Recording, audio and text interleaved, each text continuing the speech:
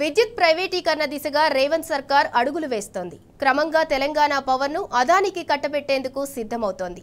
Pilot ప్రాజెక్టుగా హైదరాబాద్ పాతబస్తీ building విద్యుత్ పంపిణీ వ్యవస్థను అప్పగించబోతోంది. దశల వారీగా సరఫరా వ్యవస్థ ప్రైవేటీకరణకు సర్కార్ పావులు కదుపుతున్నది. అదే జరిగితే రాష్ట్రంలోని ప్రభుత్వ డిస్కంలకు పురితాడే అని విద్యుత్ రంగ నిపుణులు ఆందోళన వ్యక్తం చేస్తున్నారు.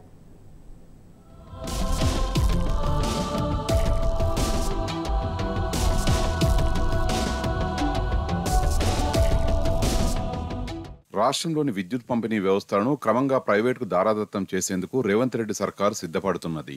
ఏకంగా ప్రైవేటీకరణకు గేట్లు తెరిచి అదానీ కంపెనీ చేతుల్లో తెలంగాణ పవర్ను పెట్టబోతున్నట్లు తెలుస్తున్నది.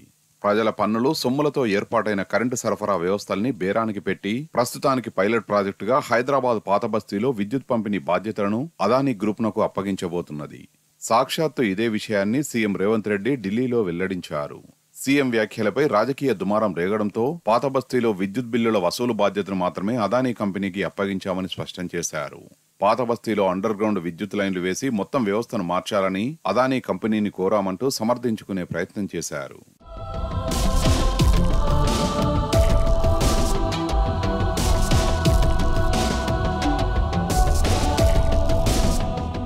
ఇది విద్యుత్ ప్రైవేటీకరణకు ఆరంభం మాత్రమేనని, క్రమంగా హైదరాబాద్ నగరం ఆ తర్వాత రాష్ట్రం మొత్తంగా విద్యుత్ పంపిణీ వ్యవస్థను అదానీ గ్రూప్నకు కట్టబెట్టాలన్నది రేవంత్ సర్కారు కుట్ర అని విద్యుత్ రంగ నిపుణులు ఆందోళన వ్యక్తం చేస్తున్నారు.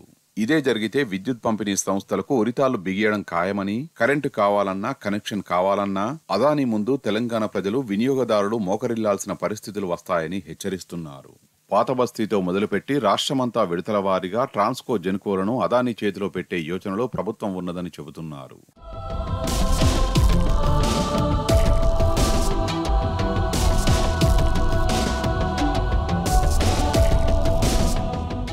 కాంగ్రెస్ సర్కారు రాష్ట్రంలో గృహజ్యోతి పథకాన్ని అమలు చేస్తున్నామని చెబుతున్నది.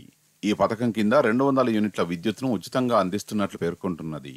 పాతబస్తీలో ఎక్కువగా గృహ వినియోగదారులే ఉన్నారు. వీరిలో అధిక మొత్తం పేదలే. 200 యూనిట్లు ఉచితం అయినప్పుడు నష్టాలు ఎలా అనే ప్రశ్న తలెత్తుతున్నది.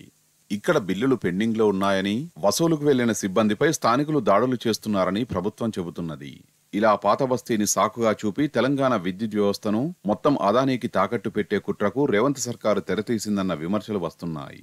గుజరాత్, ముంబై తదితర ప్రాంతాల్లో అదానీ, టాటా పవర్ కంపెనీలు కొన్ని ప్రాంతాలను తమ గుప్పిట్లో పెట్టుకున్నాయనే విమర్శలున్నాయి.